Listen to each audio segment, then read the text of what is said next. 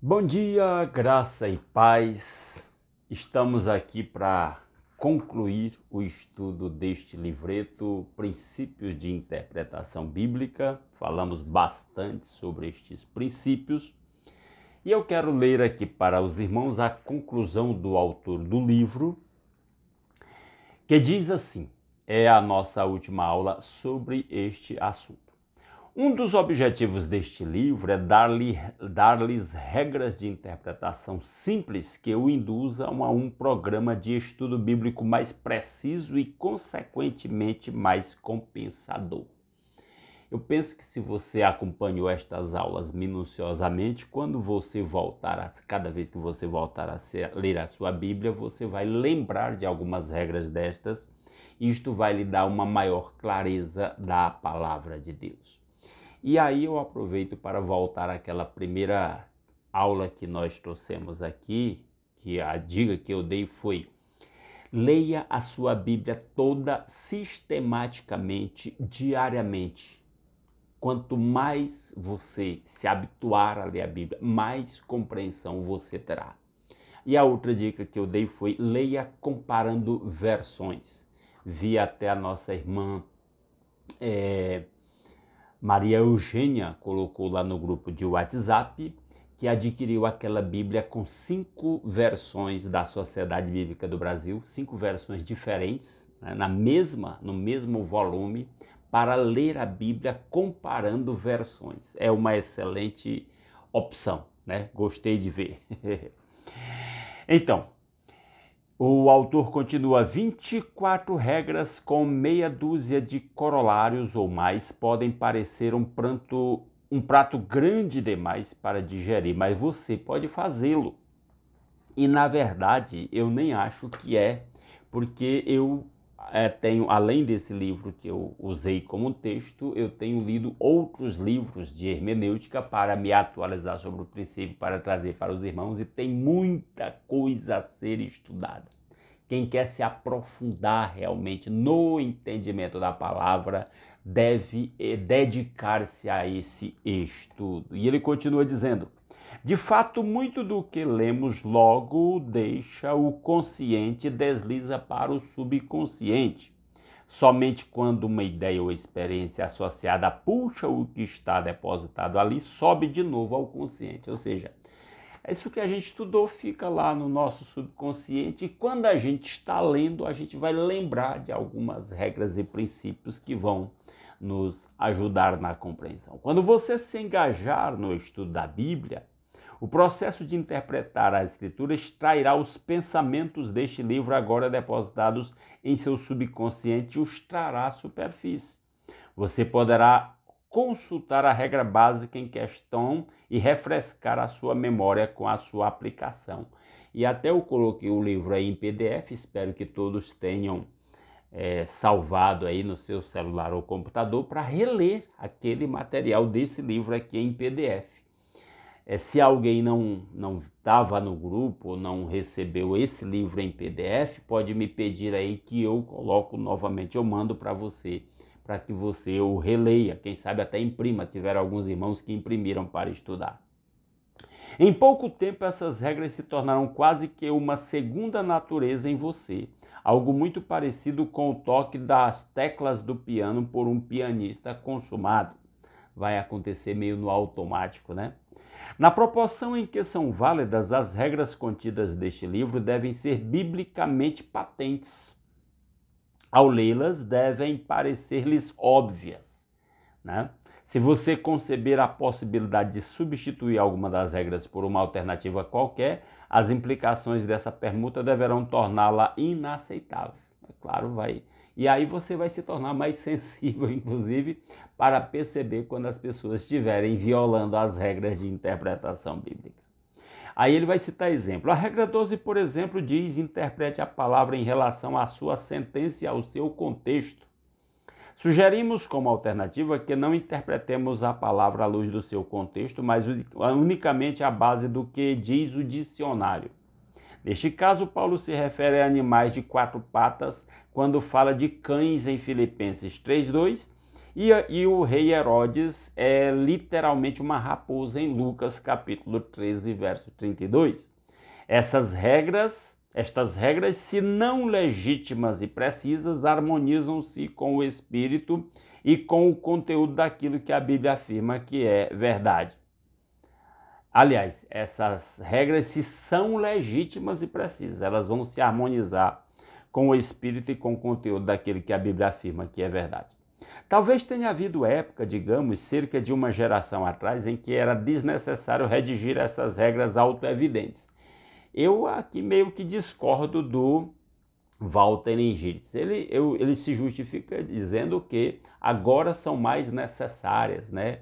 Na época moderna, né? Em que as pessoas estão aí agindo fora dessas regras, né? Mas a necessidade de ter corretos princípios de interpretação bíblica sempre existiu para todos os estudiosos da Bíblia. Ele diz: mas na sociedade de hoje as coisas mudaram. A nossa geração relativista questiona os absolutos e obscurece as decisões. Mas sempre existiram pessoas pecadoras que fizeram isso, né? Então sempre existiu a necessidade de ter princípios coerentes, né, para a interpretação da palavra. A nossa geração relativista questiona... já li. Daí o estabelecimento de regras de interpretação para o estudo da Bíblia veio a ser uma necessidade. E verdadeiramente ele tem razão, porque isso se faz uma necessidade mais presente no meio da confusão do que se prega sobre as Escrituras, que nem sempre está fundamentado nas Escrituras. O que é por si evidente para as pessoas que têm conhecimento bíblico soa como novidade para os que não estão familiarizados com a Bíblia. Isso tem o seu lado bom e o seu lado mau. É um fato que as Escrituras são novas e vivas para o homem da rua nos dias de hoje, mas mais e mais homens e mulheres famintos são retirados do pensamento relativista e levados ao encontro com as dinâmicas verdades da Bíblia. A palavra de Deus tem verdades absolutas para todos os homens de todas as épocas e Deus continua falando ao coração humano por meio da sua palavra. Aquilo de que estava imbuída a mente dos nossos antepassados como óbvio, a ponto de ser árido, vê-se hoje como coisa nova e impressionante. E isso atrai as pessoas, né?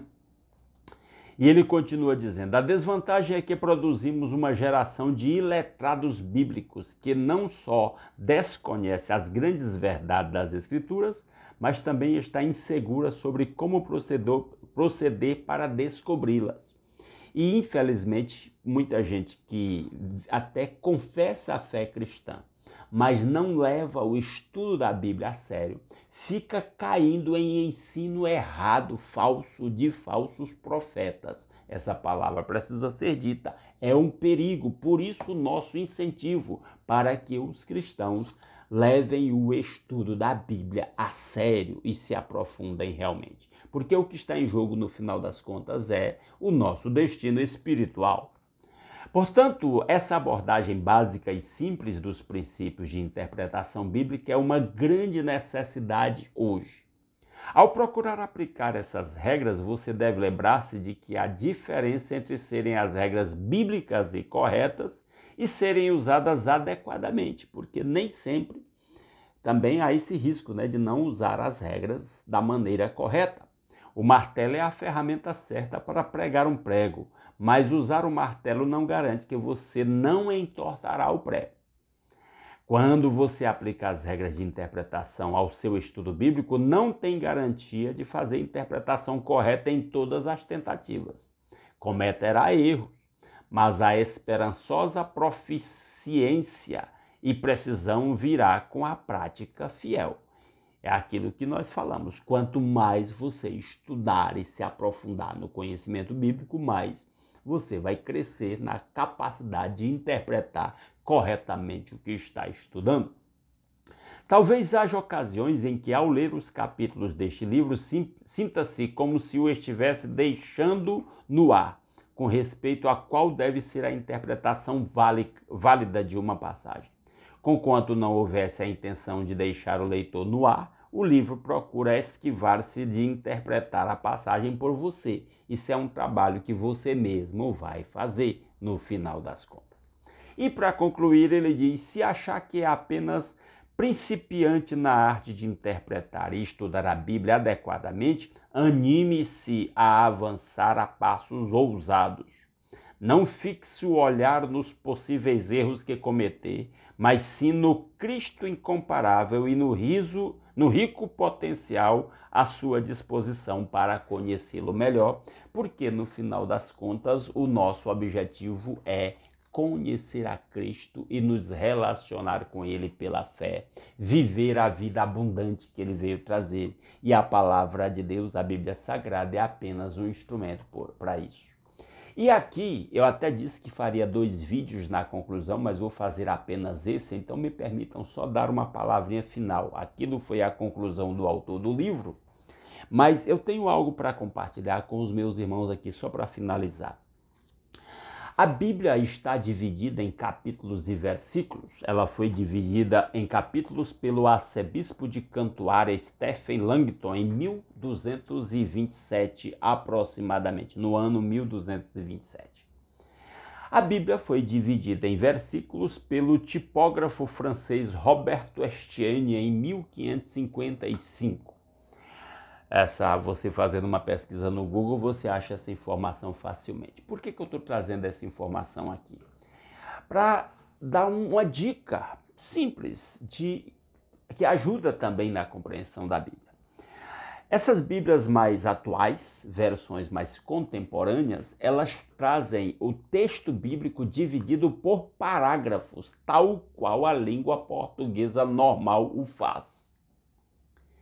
E alguns cristãos, especialmente que têm mais tempo de vida cristã e que usaram Bíblias naquelas versões mais antigas na língua portuguesa, elas traziam os versículos alinhadinhos aqui na margem. Traziam os versículos alinhados aqui, o número alinhado na margem. E aqueles cristãos se acostumaram com aquelas Bíblias e alguns até já reclamaram comigo, achando ruim porque nestas Bíblias contemporâneas os versículos ficam no meio do texto, espalhados, não estão alinhadinhos aqui na margem. E aí reclamam que fica ruim de achar os versículos. Só que, o que eu quero dizer, estas versões da Bíblia, que têm os versículos no meio do texto, né, espalhados no meio do texto, elas são mais fáceis de nós interpretarmos corretamente o texto bíblico, porque você vai saber onde inicia um parágrafo e onde realmente termina um parágrafo. Aquelas Bíblias que os versículos estão alinhados lado a lado, você não fica muito claro onde começa e onde termina cada parágrafo. E mais um detalhe. É bom que quando você esteja lendo, vocês lembrem que a Bíblia original não tinha versículos e capítulos, não tinha essa divisão de versículos e capítulos. Então, você deve entender que um capítulo normalmente dá continuidade ao capítulo anterior. E às vezes compreender isso ajuda você a ver o contexto para compreender o que você está lendo neste novo capítulo, baseado no capítulo anterior e no contexto geral do livro. Já falamos sobre isso. Então, eu só queria dar esta palavra de esclarecimento sobre a questão de que nesta Bíblia você tem os parágrafos, eu estou falando mas nestas Bíblias contemporâneas que têm os versículos, os números dos versículos espalhados dentro do texto, elas trazem os parágrafos de maneira mais evidente e clara, o que ajuda na interpretação correta das Escrituras. E você ler um capítulo como sendo uma continuidade do capítulo anterior também ajuda nesta compreensão. Eu vou citar um exemplo aqui para terminar, desculpem pelo vídeo ficar um pouco grande, mas eu creio que esta palavra é pertinente aqui, já vou terminar a nossa aula. Por exemplo, quando você lê Romanos capítulo 6, versículo 1, ele diz assim: que diremos então? Continuaremos no pecado para que a graça aumente ainda mais? Aí você vai se perguntar, por que Paulo está perguntando isso? Que diremos então? Continuaremos no pecado para que a graça aumente ainda mais? De modo nenhum. Ele responde no versículo 2, de modo nenhum. Como viveremos ainda no pecado, nós que já morremos para ele? Por que Paulo está dizendo isso? Se você voltar no capítulo 5, versículo 20, você vai ver, por exemplo, Paulo dizendo: a lei veio para que aumentasse a ofensa, mas onde aumentou o pecado, aumentou mais ainda a graça. Aí, essa afirmação de Paulo, no capítulo 5, verso 20, os outros versículos próximos, levam à pergunta do capítulo 6. Então tá bom, já que quando o pecado do ser humano é grande, a graça é maior, então vamos pecar para a graça de Deus se manifestar cada vez maior. É o que ele pergunta no capítulo 6. Então você vê que um capítulo está diretamente ligado ao outro, respondendo uma questão feita no capítulo anterior. Por isso é importante ler a Bíblia lembrando deste fato. A Bíblia originalmente não tinha capítulos e versículos. Isso ajuda-nos a compreender melhor, ter melhor entendimento sobre o conteúdo bíblico. E meus irmãos, sinceramente, eu espero que estas aulas, estes estudos aqui, tenham de alguma forma, primeiro, lhe ajudado a compreender melhor a sua Bíblia quando você estiver lendo, fazendo a sua leitura particular, seu estudo particular devocional, e que também seja um incentivo aos meus irmãos para estudarem a Bíblia. Se você puder até comentar lá o efeito desse estudo, se lhe acrescentou alguma coisa, se isso de alguma forma serviu para lhe estimular a estudar, se aprofundar cada vez mais nas Escrituras, deixe nos comentários aí no grupo do WhatsApp. Se quiser comentar aqui no vídeo do YouTube, fique à vontade. E em breve eu estarei voltando aqui para a gente estudar aí um outro assunto, não mais princípios de interpretação bíblica. Ok? Aguardo vocês, um grande abraço e até breve.